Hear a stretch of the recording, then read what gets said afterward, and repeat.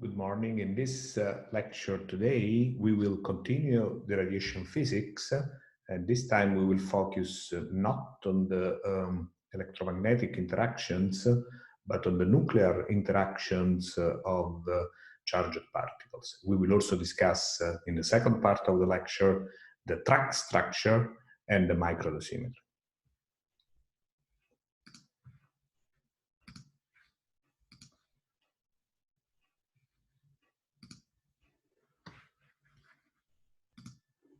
So, talking about heavy ions, these are very old pictures of many years ago, I mean, of the 20th century, that show the tracks of heavy ions in plastic material. This is actually mica, and after etching, so after chemical attack of the tracks left, of the latent tracks left by the ions in the material, one can actually see a sort of hole, which is a track. And please note this strange shape. You see that it's larger here than here. We will come back to this reason, the thin down of the track. So this is the situation now. In the nuclear emulsion, the study of the tracks in nuclear emulsion is actually very old. It was already clear in the first half of the 20th century. This is an example of tracks left by ions from hydrogen here, protons, to iron on the very right. And you see that increasing the LET going from protons to iron, you see that the density of the track, of course, increase. What is more recent and very interesting for us, and has been really spectacular for a person like me, that when I was your age and I started to study, I knew this picture, but I could only imagine how they look like in a human cell. Now we can look at that. I mean, we have markers for DNA damage. This we will see in the lecture of DNA damage. It's called gamma H2AX. It's a histone that is bound to DNA that is phosphorylated when the DNA is broken. So we can actually stain the phosphorylated histone, like here. This is a human cell nucleus, and each green point correspond to a DNA double-strand break, so a lesion in the DNA induced by radiation with gamma rays. But you see, when we go to heavy ions, the spatial distribution of the damage is different. Now, the lesions are along the line. You see, this is silicon. Silicon in nuclear physics is here. You see, this is silicon. And now this is how it looks like in a human cell. And down here is iron. This is actually 3 iron ions. Iron, this one, 3 iron ions, 1, 2, 3, going through a human nucleus. Essentially, the study of high LET radiation, also called the densely ionizing radiation, or heavy ions, if you use heavy ions, is all here. I mean, it's in understanding the difference between a spatial distribution of damage that looks like a uniform distribution all over the nucleus, and a highly localized distribution along the track, which result from the exposure to heavy ion that ionize essentially along the track. Not only along the track, we will see, because we already saw that there are delta rays. So you can actually see some of them here, which means that some of the ionizations are also off track. So the energy loss for heavy ions, last time in the previous lecture, we focused on the electromagnetic interaction. So we know very well this formula, the famous Bethe-Bloch formula, where essentially, as you know, this is the energy loss per unit mass length. This is the term of the dependence from the target material, and this is essentially the dependence from the charge and the energy of the incident projectile.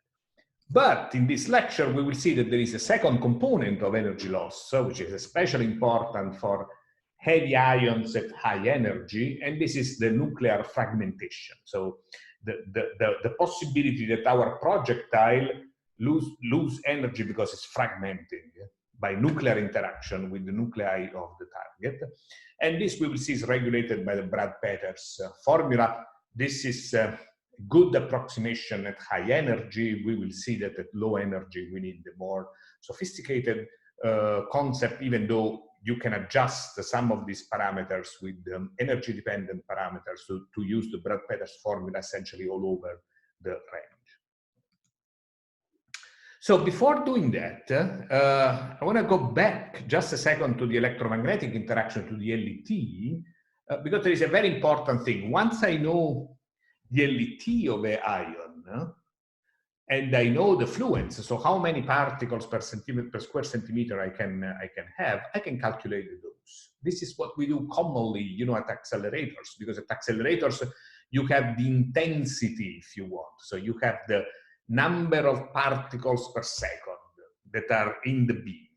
Now, from the number of particles per second, depending on the surface that you want to irradiate, you will have the particles per square centimeter. From this number, of course, you have to multiply by the time of irradiation. You can calculate the dose if you simply multiply by the LET, and this is simply a factor of conversion factor between, because here you're using kV per micron, here you use particle per square centimeter. The density is 1, essentially, in cubic centimeter per gram. To convert these units in joule per kilogram, this is the conversion factor. This formula is very handy because you will use it a lot in your exercises, because it's what you need. If you have a fluence, you have an LET, you want a dose, you have to use this formula. What is particularly interesting here, though, is that let's say that your target is a nucleus, but it can be another one. It can be like a surface of a material, whatever you want.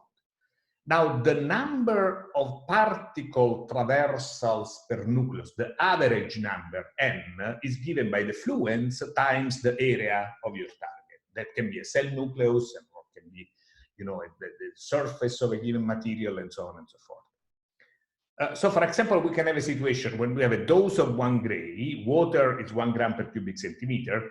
A cell nucleus is generally in the order of 100 square meters, approximately. And then look what happens if you calculate the number of traversals per nucleus. You know, from the LET that you can have to know the LET, you have to know the Z, the charge of the ion, and the energy. You remember the Bethe-Bloch formula. Once you have the LET, you can calculate the fluence for a given dose. We're talking about 1 gray here, so you calculate the fluence using this formula. This is 1 gray, this is the LET. And then for an area of 100 square microns, you can calculate the average number of traversals. So you see, that's interesting. For uranium-238 at 4 MeV per nucleon, very high LET, 15,000 keV per micron, this number is 0.04. For carbon, 4 MeV per nucleon is 1.9. For carbon, 400 MeV per nucleon, which is used in therapy, is 62.5. And for protons, 400 MeV per nucleon, also used in therapy, 2083.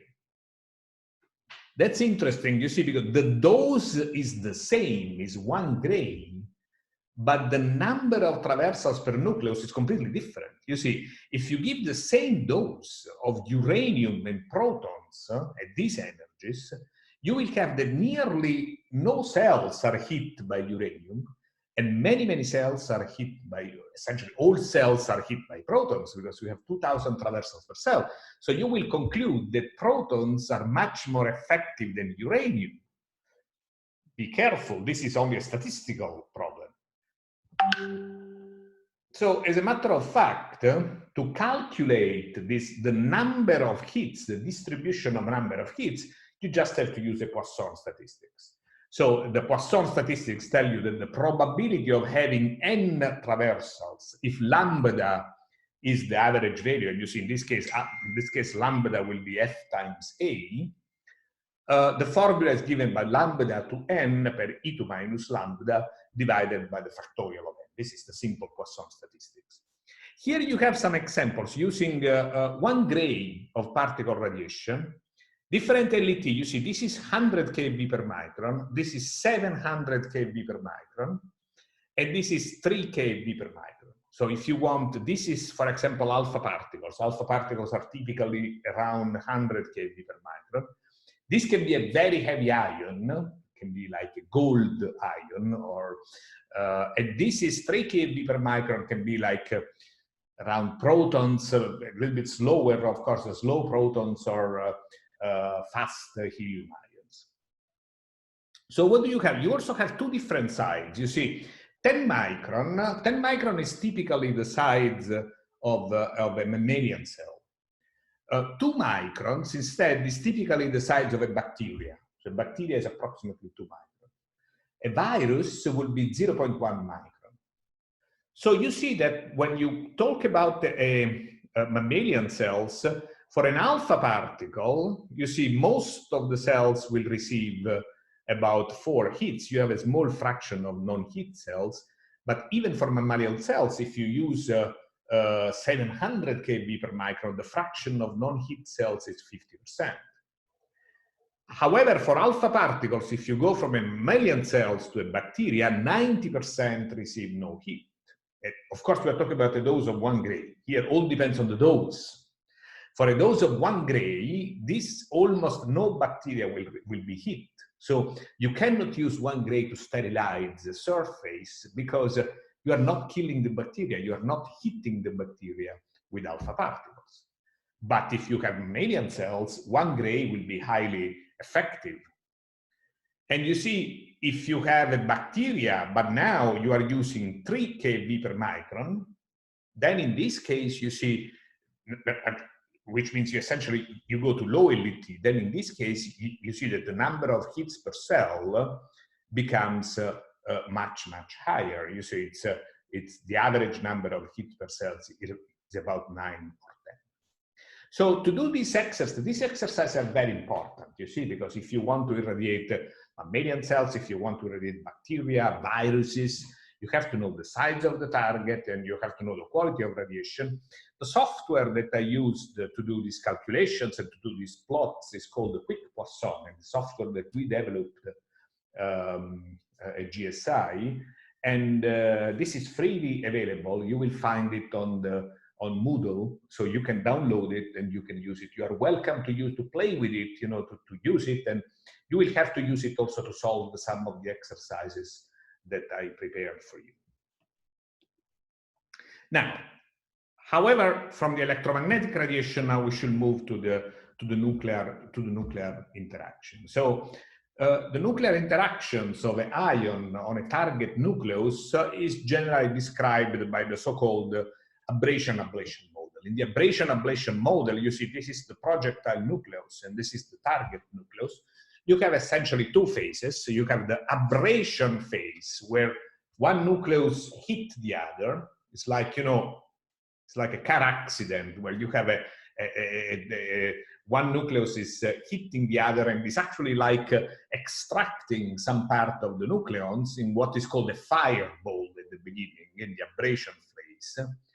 And then you go in the ablation phase. In the ablation phase, now the fireball release the nucleons that have been extracted by fragmentation, and the nuclei evaporated, and generally they can to go back to the resting state in the nuclear shells. Of course, because nucleus is like an atom, there are shells.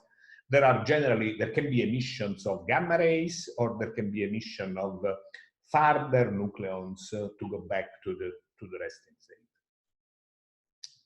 The transport of radiation through matter from the analytical point of view can be described essentially by the Boltzmann transport equation, where this is the Boltzmann transport equation gives the flux of the J particle in the point X at energy E, and you see essentially is given by these equations, a differential equation where S is the stopping power and sigma are the fragmentation cross-section. So you take into account all the fragmentation cross-sections along the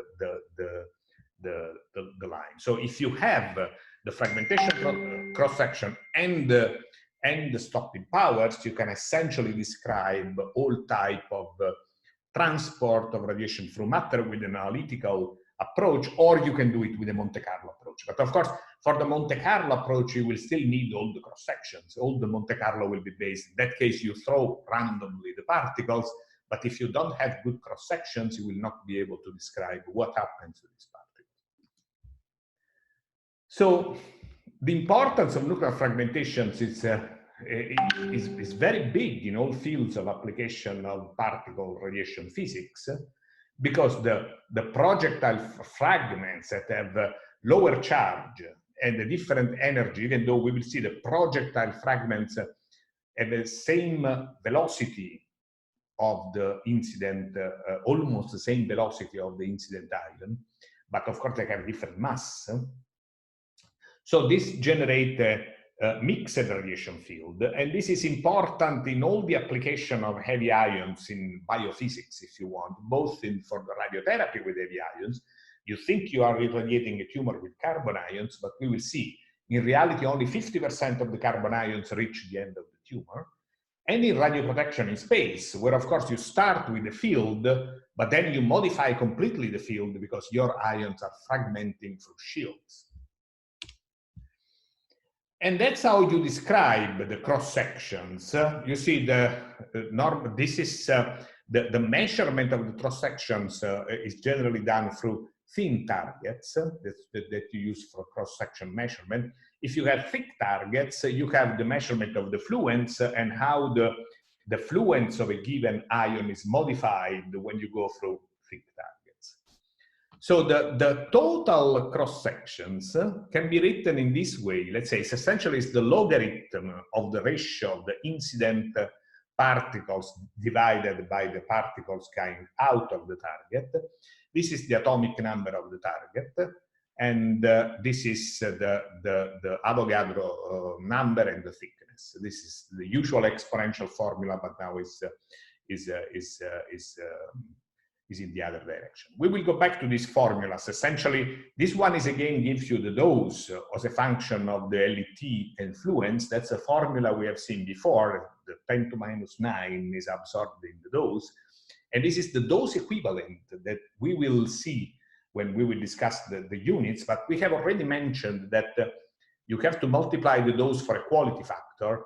Now, because of fragmentation, every ion will have a different quality factor, and then you will need to use this formula. So it's important to point out that there are different types of cross sections that we use for the transport. And in general, the nuclear reactions will be projectile plus target that will give fragments and leftover. Let's say, well, what is left from the reaction.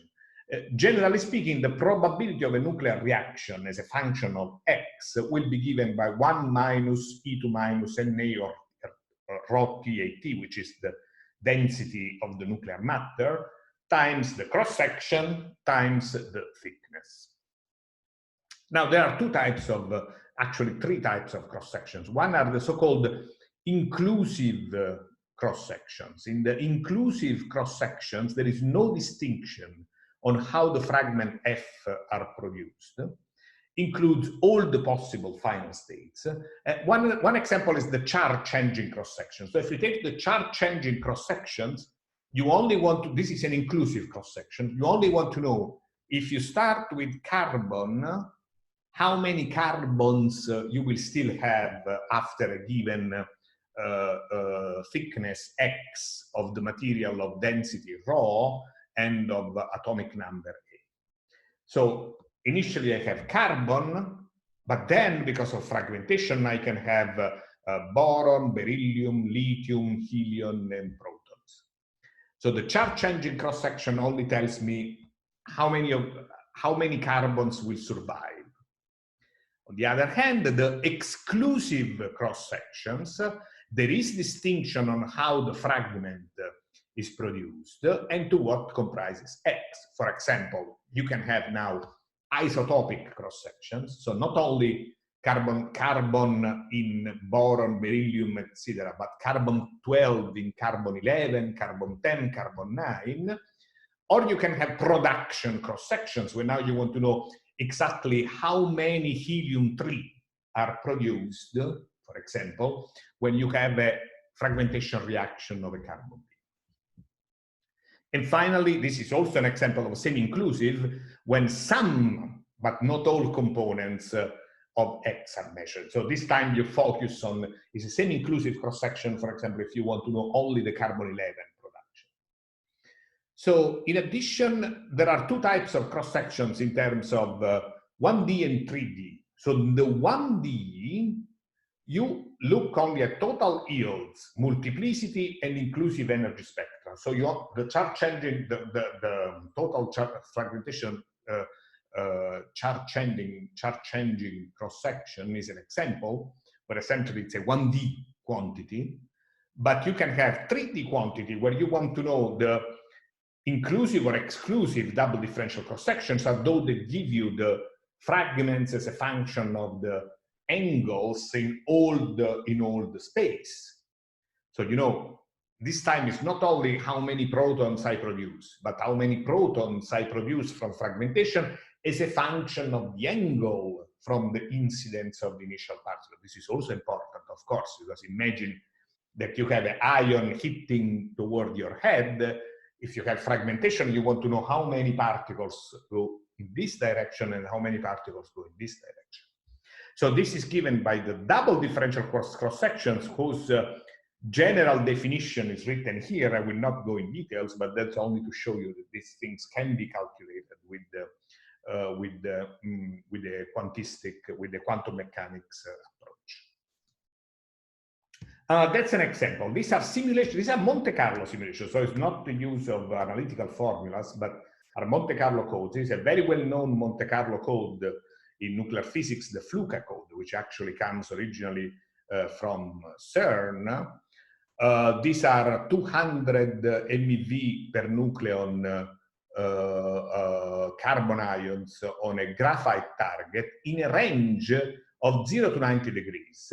And then there is a zoom. You see there's a zoom here of the range between 0 and 15 degrees. You see, it's interesting. If you take 0 to 90 degrees, you see that most fragments are all here.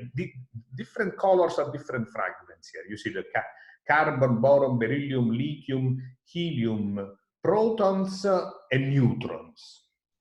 So most of the fragments are all here. It's only the light fragments. You see already with helium, you start to see something in this angle. You can see also in the zoom here. You see that there is some increase for light ions.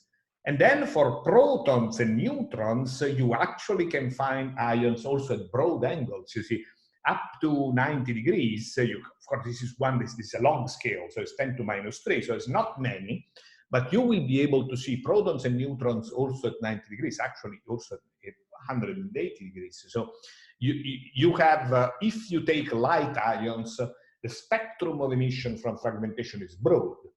If you take heavy ions, the heavy fragments, they are pretty much in forward direction. So when you have fragmentation, they will be emitted pretty much in the forward direction. What is the impact of fragmentation on the Bragg curve? So we saw in the previous lecture how nice is the Bethe-Bloch formula, the formation of the Bragg curve, and so on and so forth. You see it here nicely. You see this is the primary ions, the final Bragg curve. These points are the measured points of the Bragg curve. So you see the peak, and then you go down, and then you see a tail here.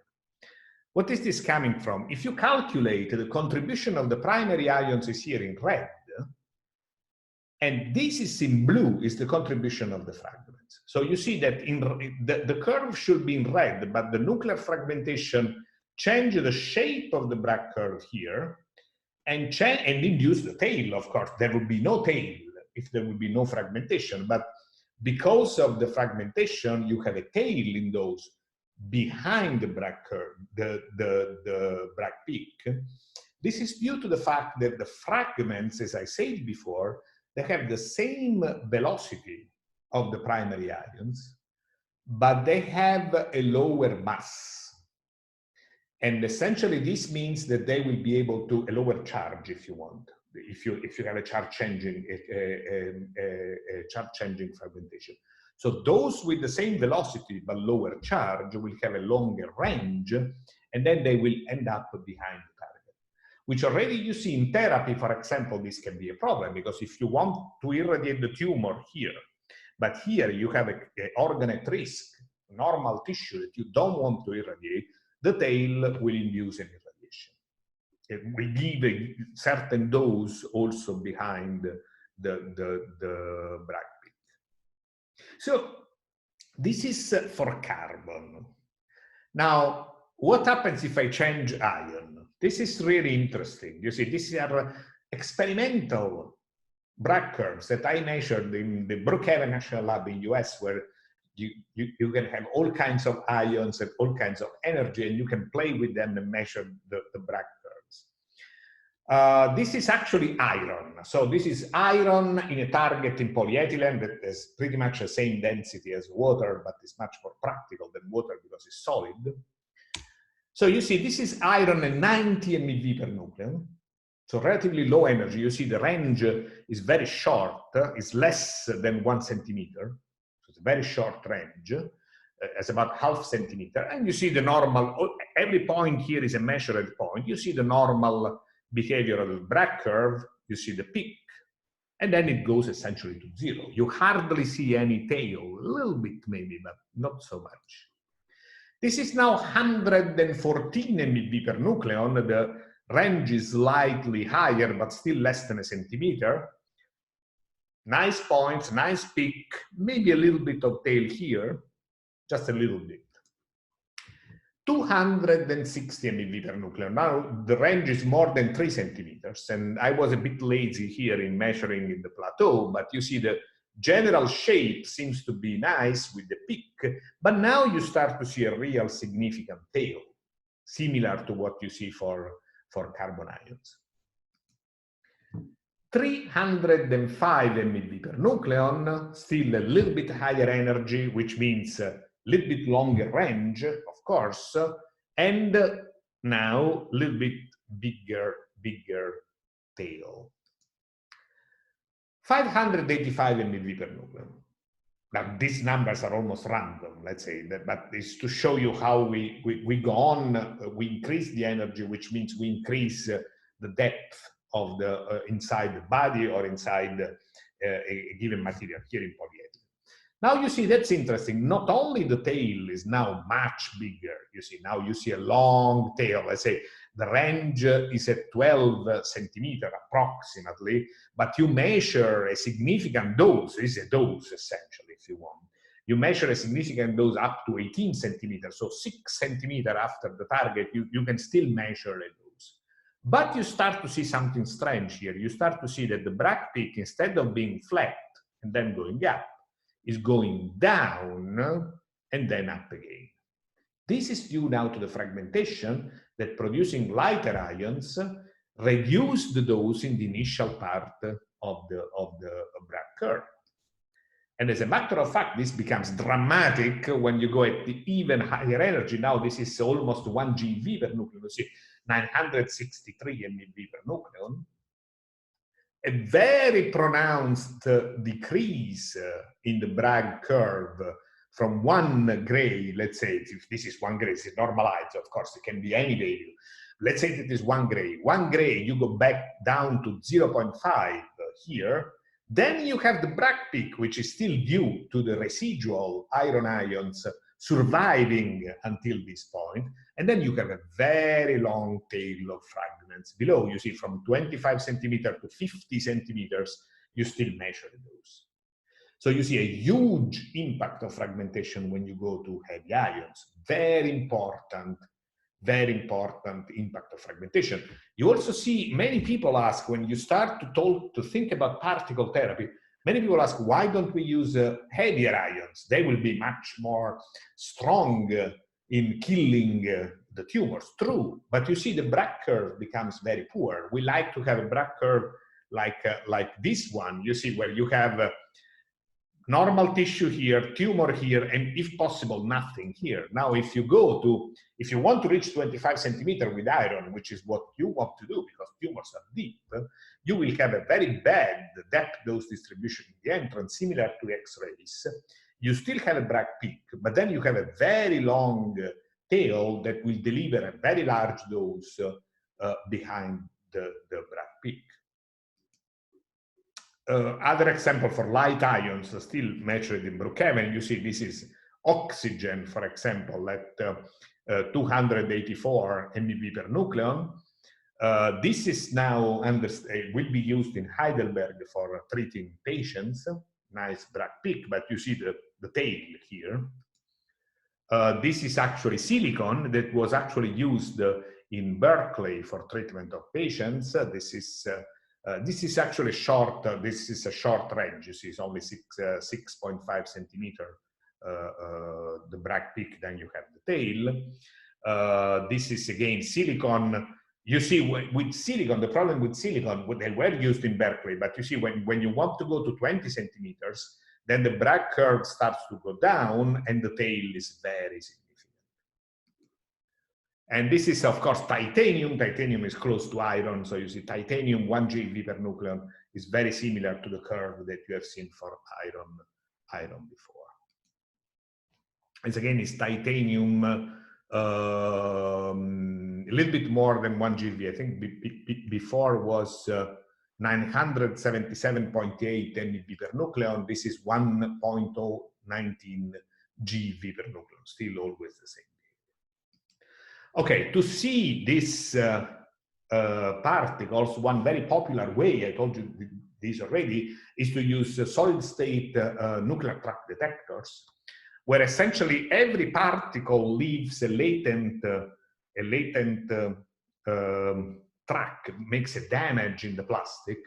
Then if you do etching with a strong chemical like sodium hydroxide at high temperature, like 70 degrees, this chemical will etch, will essentially eat the plastic, but the speed of the etching is much faster in the region of the plastic where the chemical bonds are damaged. So at the end, what you have that you make holes in the plastic, small holes. They can be as big as you want. They can be nanometer, they can be micrometer, they can be millimeters, depending on how long you etch the plastic. And this is, you see, iron 5 GeV per nucleon. You see this, every one of these hole is an iron 5 GeV per nucleon. But if you put in front 25 centimeter PMMA, now you see, and you still have a short etching so that you only see the big tracks. You see very few tracks. This is the same fluence, but now because of the fragmentation, the iron surviving are very, very few.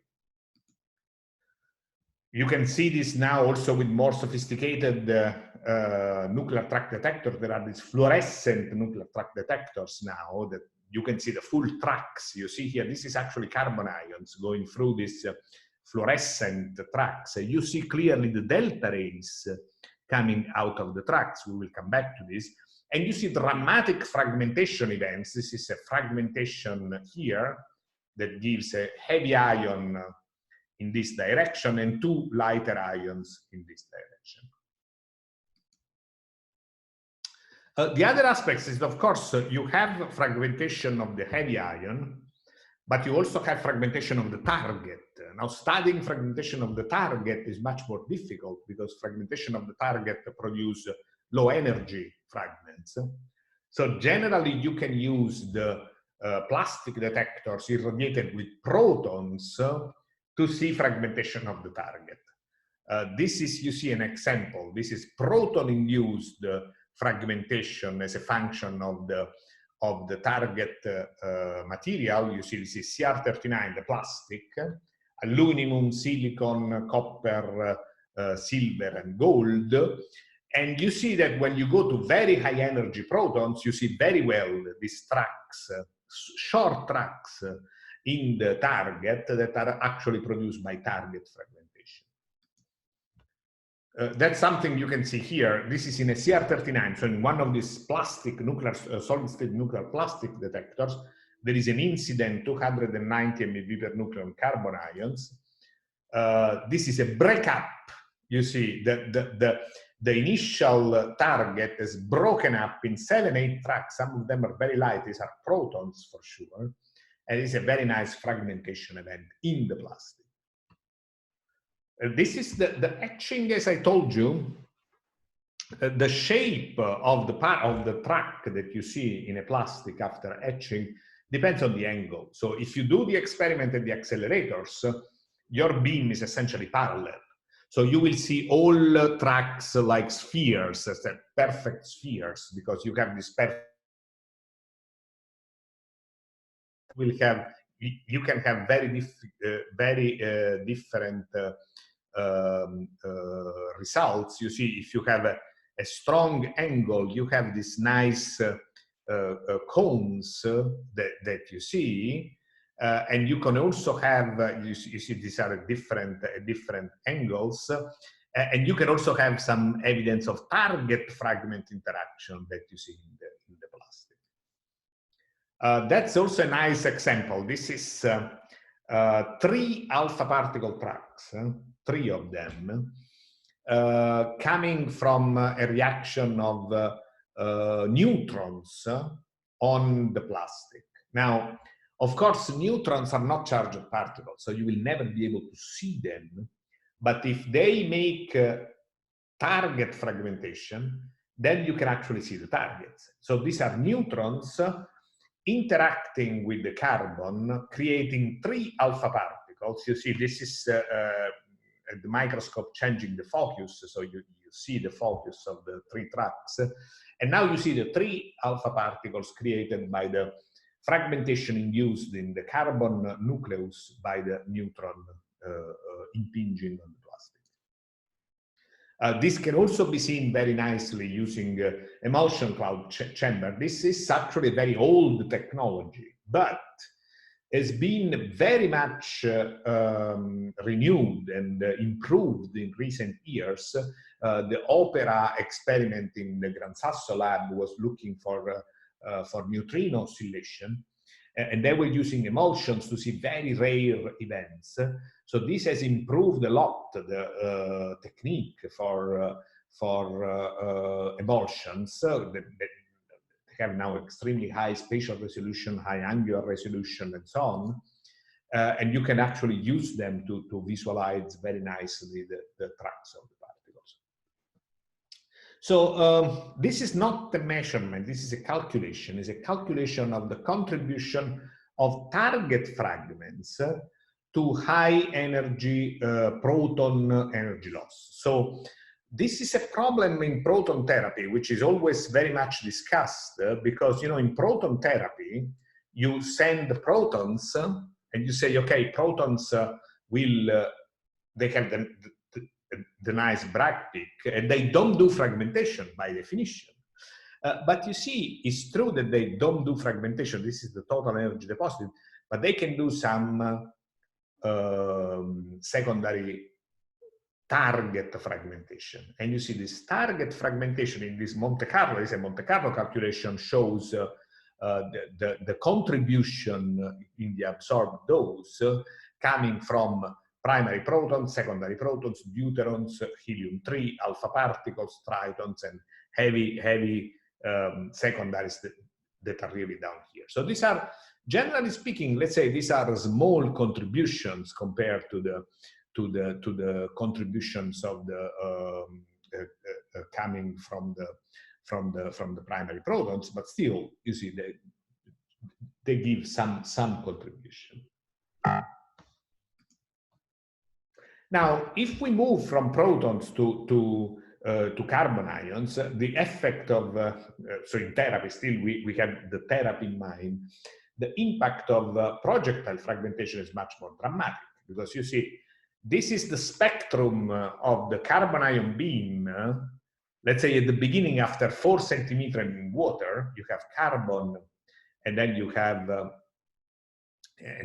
the other elements that are almost non-existing here. But when you increase the depth, you see that you start to have a lot of secondaries, and eventually you have no more. You see, you have no more carbons. You only have fragments here. You only have these fragments generated. So this is actually what is called the survival curve for primary ions. So using the charge-changing fragmentation cross-section, you can calculate the fraction of carbon ions as a function of the depth in water here. So this is carbon 6, the charge is 6. Initially is essentially 1. You have only carbon. But then when you reach 25 centimeters in water, the number of carbon ions is less than 50%. And at the same time, you have an increase in the buildup of the fragments. You see, these are the fragments with Z less than 4. These are the fragments with Z equal 5. It's a different scale that show how the increase of these fragments determines the decrease of this curve. The slope of this curve is the charge-changing fragmentation cross-section, essentially. If you look then at the, instead of looking now at the fraction, you look at the loss of initial particles. If you look at the loss of initial particles, this is interesting. So you don't see any effect. This is 200 MeV per nucleon. You see, when you go next to the Bragg peak, the number of particles drop to 0, and for 400 MeV per nucleon is the same. You see the drop here. So it's the change of the charge, but in terms of number of particles, you don't lose the particles. Now, the charge spectrum, of course, if you take heavier ions, now we saw protons, carbon ions, let's look now iron ions. In a relatively thin target, is 7 grams per square centimeter aluminum. And this is now the spectrum. This is a measurement done from the Berkeley group in the Brookhaven National Lab. This is now the spectrum that you see behind the shield. It's quite spectacular. This is the charge. So 26, still, this is the peak of the iron. But then you have peaks for essentially all other elements. You see, by fragmentation, you produce all elements. You are lost here because there are too many light elements here. In reality, the spectrum should go up enormously here, but for saturation reasons, you don't see them. But imagine that when you go to protons, neutrons, this will be a huge peak here. So the impact of the fragmentation is really, really enormous. Keep also in mind, we will come back to this, keep in mind that these ions are essentially all of the same velocity. So this means that one can transform this axis from the charge into an LET, because beta is essentially the same for all of them. And what is changing now is the charge. So I can put the stopping power or the LET here.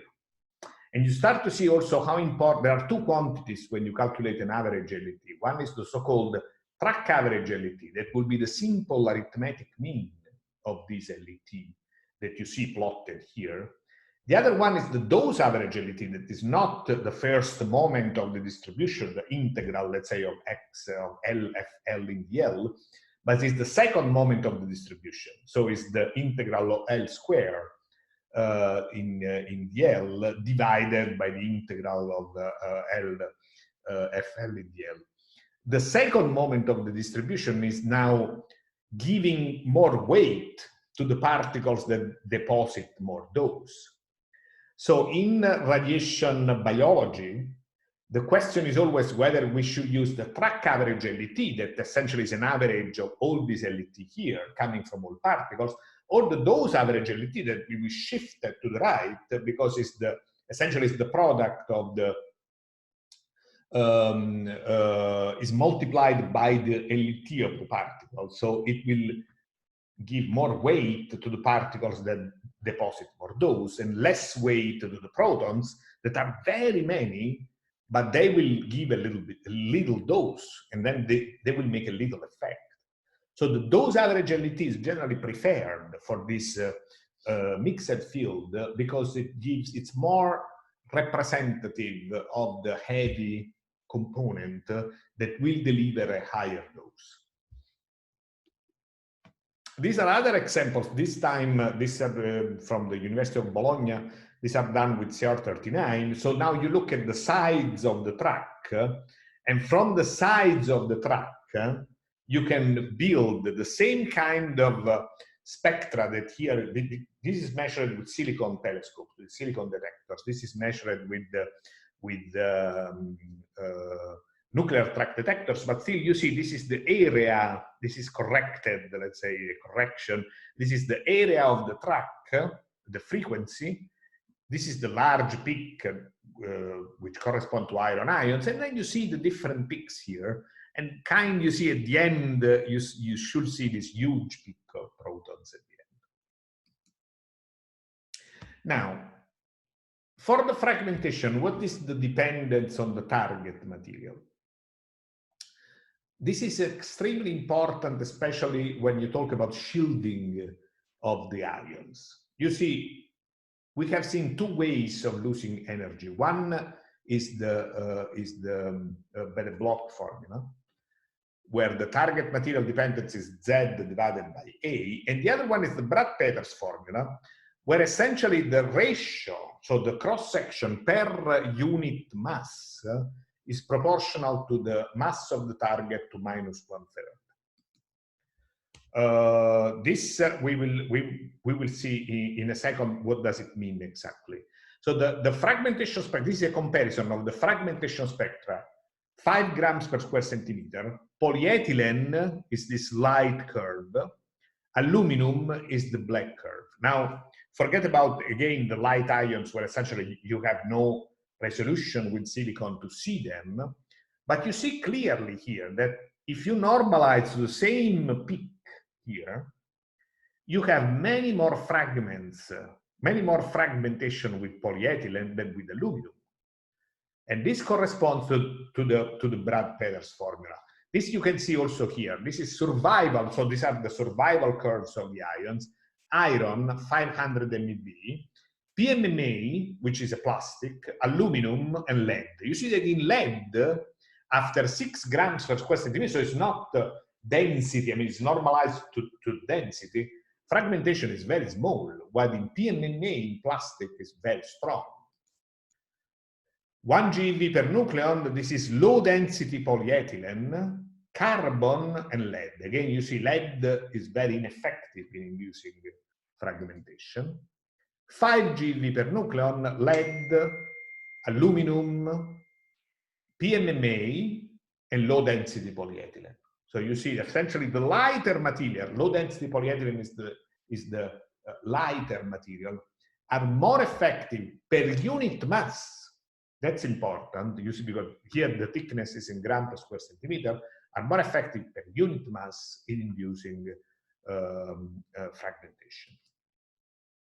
And this can also be seen here. You see this again, 1 GeV per nucleon iron, those influence with different shielding materials. You see this is lead, aluminum, and PMMA. You see PMMA is always the main contributor, the best in inducing fragmentation. And that's another way to see it. Now, these are Bragg curves for iron 1 GeV per nucleon in different materials. You see polyethylene, Kevlar, Nextel, and aluminum. Kevlar and Nextel can look like strange materials. I mean, Kevlar is the one used in the bulletproof vest, you know, also by the police, in the banks, you have this bulletproof vest. And Nextel is similar to Kevlar, but is heavier because there are more oxides of silicon. Both these materials, Kevlar and Nextel, are very much used in the spacecraft walls to shield from micrometeorites. As well as they are good for the mechanical properties for the bullets, they are very good also in space for the micrometeorites that could make holes in the aluminum shell of the aircraft. So in fact, aluminum is here, which is the main material for the construction of spacecrafts. Kevlar and Nextel are here. Polyethylene, which is, we have seen it already, the polyethylene is probably the best material. And in fact, you see that the fragmentation by polyethylene, which is reflected by the slope of the Bragg curve here, is higher than any other material, and the range is shorter because you have more fragmentation, then you have a shorter range, and then you have a long tail. You see, after the Bragg peak, you have a long tail. While, of course, for aluminum is the worst. Nextel is also not so good, but Kevlar is kind of close, you see, to polyethylene. So it's also a good shielding for space in space. In fact, you see, this quantity, the dose reduction in this region is generally used as a parameter to estimate the effectiveness of a shielding material. You see, now this is plotted. This is the percent dose reduction for as a function of the thickness. You see that it's almost linear. When you go to low thickness, is almost linear, and is a good indicator of how effective is a shielding material. You see, copper, aluminum are bad, but when you go to epoxy, pure epoxy, boron epoxy, or carbon, these are good shielding materials per unit mass. You see, this is the fraction of dose reduction per gram per square centimeter. And that's, again, shows now a simulation of the percent dose reduction per gram per gram per square centimeter. This is the beam charge from light ions to heavy ions.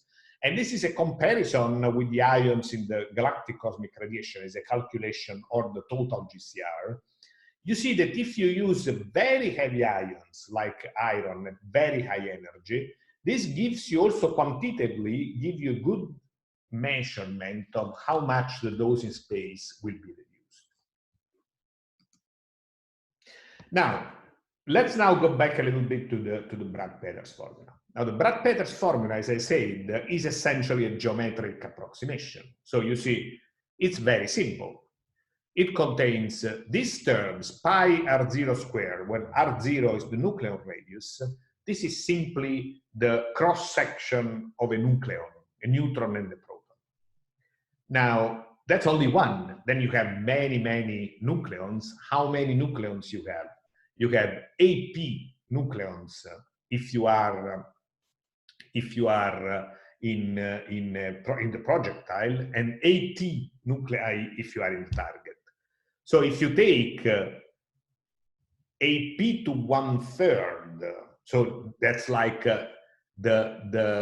because you know the volume goes with the third power, but the surface goes with the square. So if you take AP to 1/3, it's like having now a radius, and you to the square is giving you the surface. So this term pi r0 squared, AP to 1/3, AT to 1/3, essentially is the geometrical cross-section, is the area of the target plus the area of the projectile. So it gives you the cross-section from the purely geometrical point of view. Imagine if you throw a ball on a target, and the cross-sections will be the area of the ball and the area of the target.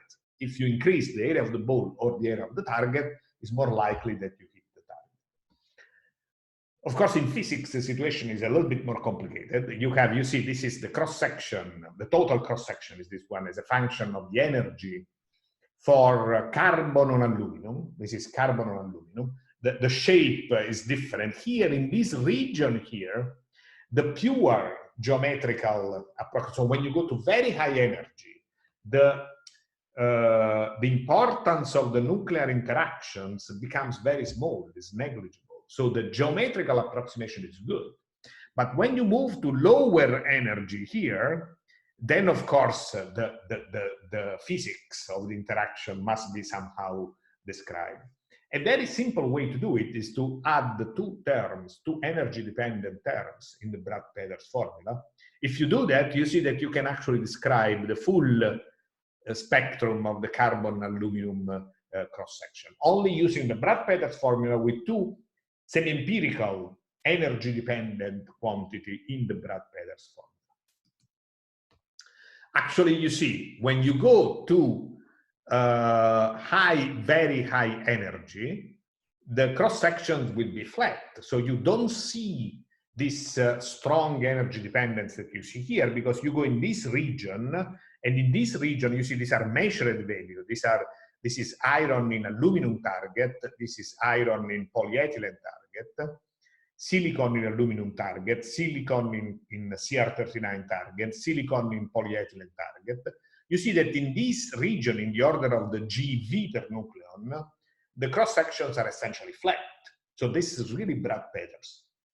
And of course, if you take a larger, a heavier material like aluminum, the cross section will be higher, and that's in the Bragg patterns formula. But make no confusion with what I said before. If you want to have the effectiveness for shielding in space, for example, you have to divide by the mass, because of course the mass is what matters in space. You cannot launch big masses, so you want materials that are effective per unit mass.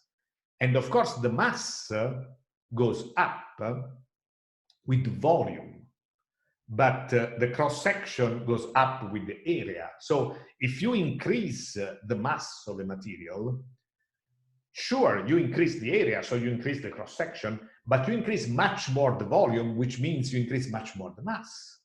So using heavier elements increase the cross-section, but because the cross-section goes with the square of the radius and the volume goes with the third power of the radius, you increase the mass more than the cross-section. So it's not convenient for space, for radiation shielding in space. This is also important to point out.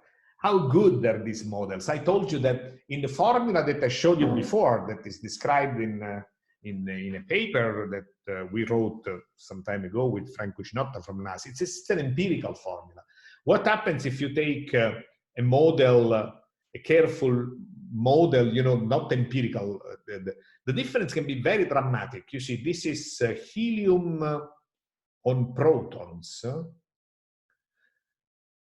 Cross-section as a function of the energy. In the high energy region, no problem. All models are good, because again, all models converge to the Bragg-Peters energy independent formula. But when you move to the low energy region, there can be huge difference. You see, this model, the Siever model, is completely wrong as compared to the Tripati model. And even Monte Carlo codes for a relatively simple this is the charge changing cross-section of carbon in water. You see that these are the experimental data.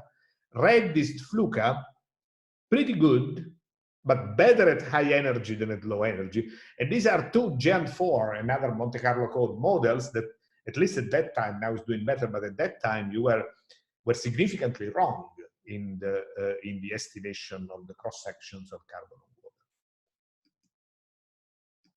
For target fragmentation, I'm sorry, for the target dependence of the fragmentation cross-section, you see now this is the cross-section as a function of target mass for iron, silicon, and carbon, and that's what I told you before.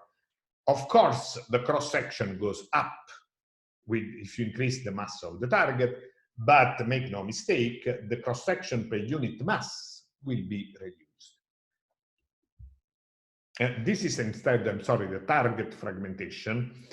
For target fragmentation, this is actually protons on oxygen, and that's what the model is predicting. You see, this is the high energy, and this is the impact at low energy. You see, for protons on oxygen, the cross-section is here, and this is, of course, important for therapy when you use protons. And you see that in the low energy region, you have a sharp peak in the cross-section, but keep in mind that the low energy region is relatively unimportant, because now the protons are almost stopping. So yes, they will induce some fragmentation because of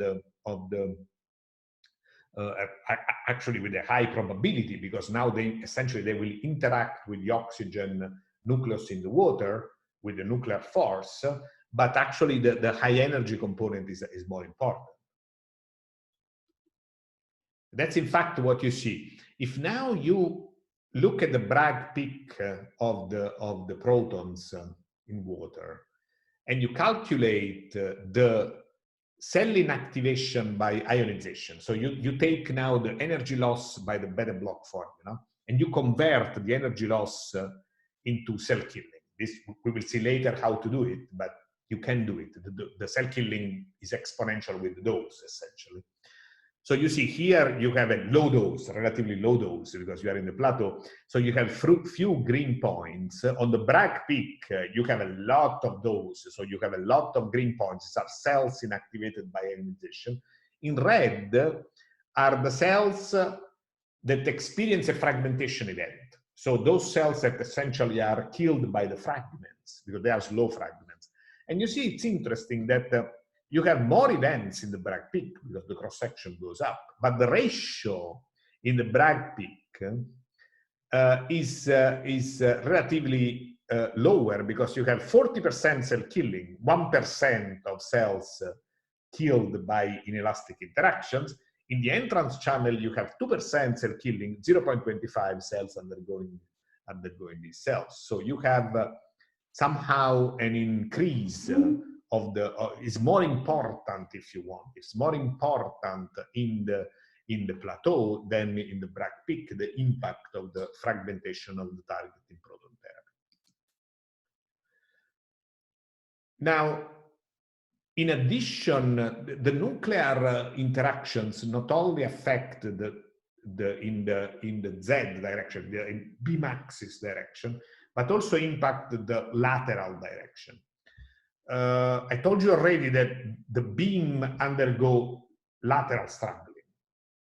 This is particularly important in radiotherapy, because in radiotherapy you shoot a beam, but you have to take into account that this beam will widen up inside the target. This happens, of course, mostly for Coulomb interaction, but the nuclear interaction also plays a role here. So that's why I treat it now, because both are important. So if you take the Coulomb interaction, you can easily, you can describe the scattering of the beam using the so-called Molière theory. The Molière theory only applies to thin targets and essentially says that the lateral scattering can be described the Gaussian distribution. So gives you start with the beam, which is essentially all focalized, and then you widen up, and this will be given by Gaussian distribution, and the sigma of the Gaussian distribution essentially tells you how broad and up is it, is given by this formula. So in this formula, you see this is a constant. This is a target-dependent terms. You see, because L is the radiation length, D is the thickness of the material, and this is the terms that instead depends on the projectile. So as you see, if you increase the energy, you increase the momentum and the velocity, the sigma will go down. So if you have fast particles, the lateral scattering will be smaller. Moreover, you see that this is now shown in the next slide. Now, in terms of material thickness, of course, the large Z cause more scattering, because if there are heavy materials, because the radiation length goes as Z to -2, and that's why the beam exit windows, when you go from vacuum to air, you like to do them like in strong materials like steel, but people tend to use a light material like Kevlar Hostafan, because then you will have less lateral scattering. To give you an example now, the critical quantity for the projectile, you see, is the ratio of the charge divided by beta PC. Okay, C is a constant. Beta and P is the velocity and the momentum. Z is the charge. So if you take at the same depth in the water, for example, you take proton and carbon used for therapy at 156 millimeter depth. So the energy of the carbon will be 285 MeV per nucleon. The energy of the protons will be 150 MeV per nucleon. If you do this ratio, you see that the scattering of protons is about 3 times the scattering of carbon. So protons scatter much more than carbon, which makes sense. They are much lighter than carbon, so they scatter much more. It's like electrons. You remember, electrons do not really have a track. This you can nicely measure if you use GAF-chromic films. GAF-chromic films are nice solid-state detectors that change color when they are irradiated by the beam. And you see, this is for carbon ions. You see the scattering, the lateral scattering. When you increase the depth, you see that the spot becomes broader. This is if you use lithium. Lithium is lighter, scatters much more. This is now very nicely shown by these GAF-chromic films. And this is again, this is now looking at another detector where you don't have the area, but you see the intensity of the spot. You see that the intensity of the spot becomes more and more small and fuzzy when you have protons, because now it's distributed, but it's always sharp and nice with carbon ions because they scatter much less. This is reflected, let's say, in the angular dependence on the double differential cross-section. If you want to do that, you have to measure a double differential cross-section that you can do. So this is the double differential cross-section for carbon in water. Different angles, you see 2.7 degrees, 5.4 degrees. We have seen this already before. At 5.4 degrees, essentially, you see no heavy elements. You only have light elements scattered at these wide angles. And this is another way to see it. You see protons, carbon, the scattering of the protons and the scattering of the carbons. And this is the broadening of the beam, the sigma, is a function of the depth. For carbon is here, you see it increase, but not so much. For protons is here, it's much, much bigger. I'm sorry, it's in green. For protons is here. You see how much increase? It actually increases, and this is important, more than for photons. So the scattering of the protons is even bigger than the scattering of the photons caused by elastic scattering of the photons in matter. This is not so much increasing with depth for photons, because of course it's a different mechanism. It's not this Mollier formula. This is interesting for therapy. So keep in mind that in therapy, the penumbra, the scattering, in proton therapy, it's even worse than in photon therapy. But for heavy ions, instead, is much sharper. The dose will be much sharper. And to show you, this is protons, to show the energy dependence. This is protons in the beam eyes view. So imagine that the beam is coming into your eye, coming from on the depth axis. Each dot here represents a different proton. In red is 150 MeV protons after 15 centimeters in water, so you are close to the Bragg peak. And in blue is the 1 GeV protons that are still, the Bragg peak is still far away. You see very clearly that with 150 MeV protons, you have a very large scattering. You have in 1 centimeter, you have a lot of protons, but you even have protons at 3-4 centimeters from the initial beam. But with the blue, with the 1 GeV, the scattering is much more limited. So high energy protons will be like needles in this case. These are other measurements you see of the scattering in different positions. You see here the radial profile at different depths. You see how it increases with the depth. And this is a comparison actually of Gelford and Mollier theory for protons. It looks like pretty good. You see, this is the thickness here. This is the full width distribution for protons at different energies. You see, this is 60 MeV, so large, very large scattering. And then if you increase the energy, this is 4.5 GeV protons. You see that the full width of maximum as a function of the thickness is much, much smaller. There is some difference, you see, between the Monte Carlo simulation and the Mollier theory, but not so big. What is interesting, though, is that if you look at the low values, then you have a very significant discrepancy between the Gaussian distribution and the real measurement. So the Gaussian distribution is a good approximation. The Molière theory, if you want, is a good approximation if you stay close to the beam. But when you go far away from the beam, Molière is only Coulomb interaction. You have to consider the nuclear interaction, and this changes very drastically the shape. This can be more or less important, depends on, let's say, on because you see, this is a log scale. So you can argue that the dose here is negligible in therapy because most of the dose will be delivered here. This is true. But if you want to use, for example, secondary particles at large angles to look, to monitor the beam, this type of cross-sections or radial profiles are very important.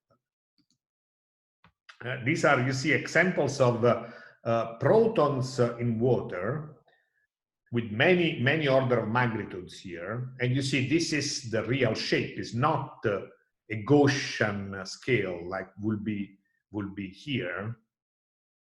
This is two different depths. This is 12 centimeters, this is 21 centimeters, where you see the non-elastic component it becomes very important, and you have many different components determining this behavior of the lateral penumbra in protons at different depths.